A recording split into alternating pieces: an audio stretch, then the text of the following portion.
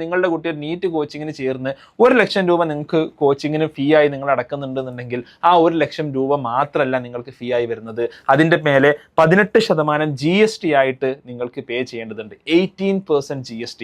അതായത് 1 ലക്ഷം രൂപക്ക് പകരം 1,18,000 രൂപ നിങ്ങൾ സ്പെൻഡ് ചെയ്യുന്നു. ഇനി ഫീസിൽ മാത്രമാണോ ഈ ഒരു ടാക്സേഷൻ ഉള്ളത്? അല്ല.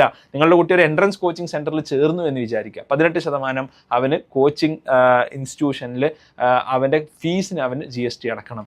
ഹോസ്റ്റൽ ഫീസിൻ്റെ 18% GST അടക്കണം. സെക്യൂരിറ്റിയുടെ 18% GST അടക്കണം. ട്രാൻസ്പോർട്ടേഷൻ്റെ 18% GST അടക്കണം. അവിടുത്തെ ഹൗസ് കീപ്പിങ്ങിൻ്റെ 18% GST അടക്കണം. നമ്മൾ ഒരു എറേസറിൻ്റെ മേലെ 5% GST ഉണ്ട്. Pencil, crayon, sharpener, geometry box, colour ബോക്സിൻ്റെ മേലെ 12% GST ഉണ്ട്. നമ്മുടെ കുട്ടികൾ എഡ്യൂക്കേഷന് വേണ്ടി ഉപയോഗിക്കുന്ന ഓരോ ഗുഡിൻ്റെ മേലെയും വലിയൊരു ടാക്സ്, ചെറിയ ടാക്സ് അല്ല വലിയ ടാക്സ് നമ്മൾ പേ ചെയ്യുന്നുണ്ട്.